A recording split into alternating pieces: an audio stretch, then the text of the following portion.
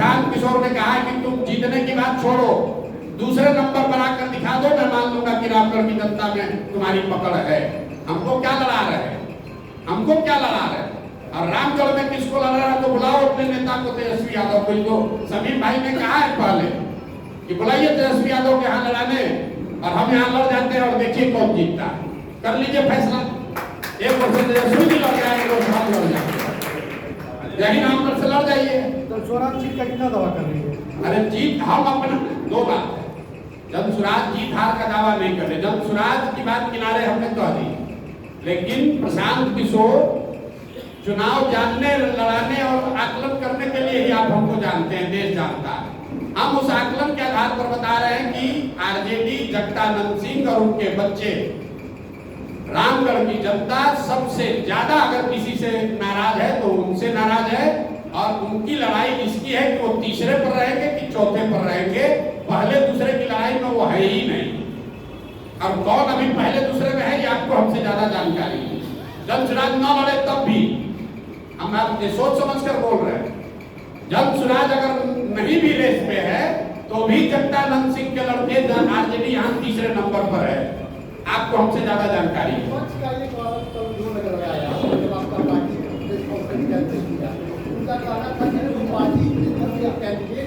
ठीक बात, बिल्कुल ठीक बात है। अब देखिए, एक विद्यार्थी है जो परीक्षा के केंद्र तक जाते जाते पढ़ रखे अपना नोट रिवाइज कर रहा है, एक विद्यार्थी है जो दारू पी के 2 दिन पहले ही कह दिया कि अब तो परीक्षा पास हो गए। हम वो विद्यार्थी हैं कि परीक्षा लिखने तक पढ़ते हुए जाते हैं, रिजल्ट जब आएगा तब आपको दिखेगा कि कौन पढ़ कर गया और कौन दारू पीकर पहले सो गया। चुनाव आयोग ने निर्धारित किया है समय, 20 से 25 के बीच में नामांकन होना है, तो 25 से पहले होगा, हमारे लिए रिलैक्स नहीं होगा। 20 को जो नामांकन किया उसका भी फाइनल 28 को ही होगा, उसका भी वोट 13 को ही पड़ेगा। ऐसा नहीं है कि आप खुद के पहले नामांकन खर्चे तो वोट आपको पहले मिल जाएगा। हम तो सबसे पहले तरारी की घोषणा किए, उस समय दूसरे दल वाले कहाँ थे? बेलागंज में, इमामगंज में सबसे पहले दल स्वराज ने दावा किया, दल घोषित, उम्मीदवार घोषित किया, उस समय ये लोग कहाँ थे? संभव है कि हमारी रणनीति का हिस्सा है, पहले उनको घोषित करने दीजिए, उसके बाद। ये तो सब रणनीति का हिस्सा है कि किस सीट को हमको पहले अनाउंस करना है, किस सीट को बाद में अनाउंस करना है। हम तो आपको ये कह सकता है कि इनको तो प्रत्याशी नहीं मिल रहा है, तो देखिए 5 को आदमी बैठा हुआ है यहाँ पर, प्रत्याशी नहीं मिल रहा है, ये तो बात है नहीं। इनमें से किसको चुनना है? अब जगदानंद सिंह को तो पता है कि हम लड़ेंगे, उसके बाद हमारा बेटा लड़ेगा, बेटा के बाद उसका बेटा लड़ेगा, तो उस नजरिए से आप किस चुनाव की बात कर रहे हैं? हम तो आपको घोषित कर दे रहे हैं कि 2029 में भी आरजेडी का उम्मीदवार कोई जगदानंद के लड़का ही होगा, उनका परिवार का ही होगा, तो उनको क्या किसी से पूछने की जरूरत है? एक आपसे 2 सवाल, आप कैंडिडेट सिलेक्शन के लिए आपका स्टैंडर्ड थॉट क्या होगा? पॉलिटिकल स्टैंडर्ड थॉट ये है कि जिसको भी समाज में सही व्यक्ति लोग बता रहे हैं, ये निर्णय तो लोकतंत्र में जनता करती है सर। हाँ तो जनता कर रही है, अपनी थॉट क्या लेकर चल रहे हैं? पॉलिटिकल, सुनिए ना मेरी, इकोनॉमिकल, अरे लिखा हुआ है सही लोग। अमेरिका में अभी चुनाव हो रहा है, सुनिए तो लीजिए ना, सही लोग का क्या पैमाना है बता रहे हैं। अमेरिका में अभी राष्ट्रपति का चुनाव है, वहां एक ओर से रिपब्लिकन पार्टी के उम्मीदवार है डोनाल्ड ट्रंप और डेमोक्रेटिक पार्टी की उम्मीदवार है कमला हैरिस। आपने पत्रकार होने के नाते कभी ये पूछा कि डोनाल्ड ट्रंप को टिकट किसने दिया, कमला हैरिस को उम्मीदवार किसने बनाया?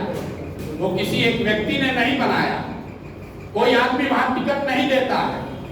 वहां जैसे हम 5 उम्मीदवार खड़े हैं, वैसे रिपब्लिकन पार्टी से 5 आदमी 10 आदमी कहता है हम दावेदार हैं राष्ट्रपति के उम्मीदवार के, और 6 महीना वो आदमी कैंपेन करता है अमेरिका भर में घूम के।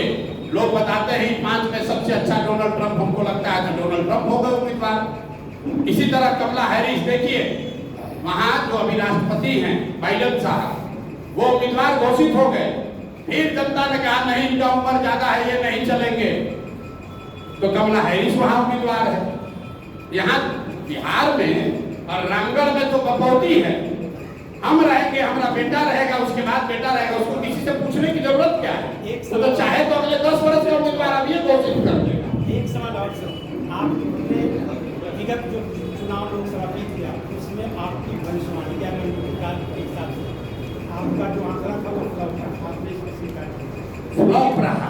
आप कैसे स्वीकार करते हैं? आपको ज्यादा जानकारी है क्योंकि आप पत्रकार हैं। फ्लॉप रहा, आप सुन लीजिए, हम जान रहे हैं आप कहाँ आ रहे हैं। हमने लोकसभा चुनाव से पहले 6 महत्वपूर्ण बातें कही। पहली बात कही कि अगली सरकार भाजपा की एनडीए की ही बनेगी और उसमें ऐसा लगता है मोदी जी ही प्रधानमंत्री बनेंगे। आज देश में किसका सरकार है? भाजपा का है, एनडीए का है, मोदी प्रधानमंत्री है। दूसरी बात मैंने कही कि जो मोदी जी के प्रति लोगों में जो पहले श्रद्धा, जो आग, जो अंधभक्ति थी, उसमें बड़े पैमाने पर गिरावट दिख रही है, वो भी आपको दिखा। तीसरी बात मैंने कही कि मोर और लेस जितना भाजपा को सीट पिछली बार आया था 300, उतना ही सीट आएगा। ये बात ठीक है, ये गलत हुआ। हमने क्या कहा? जो स्थिति पहले 2019 में थी वही रहेगी।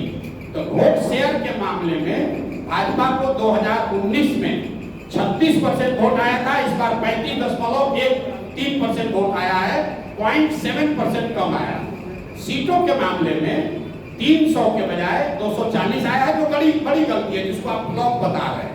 तो भैया हम भगवान तो है नहीं, स्टैटिस्टिक्स भी है, वो एक आकलन है, सही भी हो सकता है, गलत भी हो सकता है। मेरी गलती है, और जब गलती हुई सामने नेशनल चैनल पर आकर कहा ये 3 बात ठीक है, लेकिन सीट के मामले में आकलन गलत हो गया।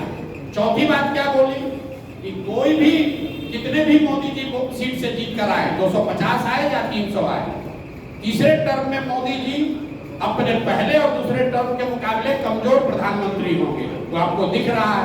हमने एक और बात कही कि भाजपा चाहे जितने सांसदों के साथ दल सरकार बनाए, तीसरे टर्म में आने वाले समय में उत्तर प्रदेश की भाजपा के नेतृत्व को लेकर भाजपा में बहुत बड़ा संकट की स्थिति बनेगी, वो भी आपको दिख रहा है। योगी जी की बात रोज आप सुन रहे हैं। तो 6 प्रेडिक्शन किए गए, उसमें 5.5 ठीक है, सीट वाला गलत है, लेकिन लोगों को तो सीट याद है, उस हिसाब से मेरी गलती है।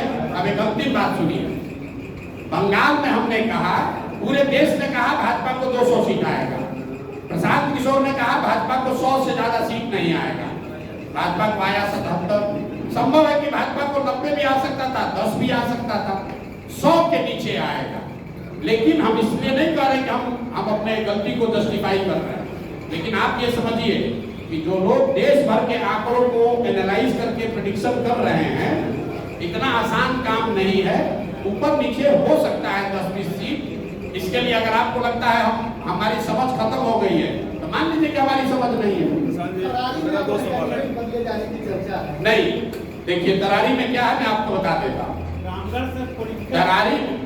तरारी में लेफ्टिनेंट जनरल एसके सिंह, जो सेना में वाइस चीफ रहे हैं, उनके इलेक्टोरल रोल के नाम को लेकर जिला प्रशासन ने बात उठाई है।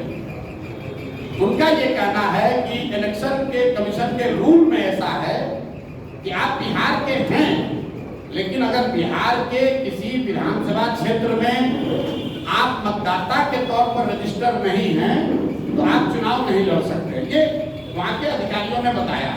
हम लोग उसको लीगली एग्जामिन करा रहे हैं। जितने हमारे साथ वकील जुड़े हुए हैं, वो लोग उस चीज को देख रहे हैं। उन्होंने इलेक्शन कमीशन को भी लिखा है, लेकिन मैंने बात आपको शुरुआती बताई कि देखिए कितना प्रो इनकम्बेंट है। जो लड़का करण तिवारी का देश का वाइस चीफ बना आर्मी का, जो सेना को लीड किया सियाचिन में, जो सेना को लीड किया ऑपरेशन पराक्रम में, उस आदमी को वो अपना इलेक्ट्रिसिटी बिल है, उसका जमीन है, घर है तरारी में, लेकिन एक रूल बना कर कह रहे हैं कि नहीं, इनको चुनाव नहीं लड़ने दिया जाएगा क्योंकि तरारी के इनका वोटर लिस्ट में इनका नाम नहीं है। वोटर लिस्ट में नाम जुड़वाने के लिए फॉर्म 8 भरा गया।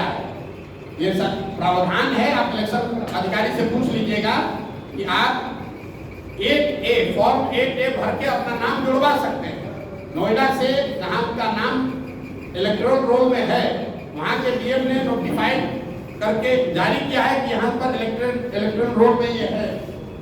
जनरल साहब की पत्नी की डेथ हुई है 2020 में। उस समय तक वो बिहार के वोटर लिस्ट में थे, लेकिन पत्नी के डेथ होने के बाद वो नोएडा में रहते थे, तो उनका इलेक्टोरल रोल में नाम शिफ्ट हो गया, क्योंकि 24 में उनको वोट देना होगा। अब इसी को आधार बनाकर जिला प्रशासन या इलेक्शन के लोग उनको लड़ने से रोकना चाहते हैं, उसको देखा जाएगा। लेकिन इस तरह की चीज तो लोकतंत्र में आती ही रहेगी। आप व्यवस्था के सामने खड़े होइएगा तो जो वहाँ बालू माफिया है, जो हजारों करोड़ रुपया लूट रहा है, वो इतना आसानी से थोड़ी छोड़ेगा। लेकिन जल चुनाव के पीछे हटने वाला नहीं है।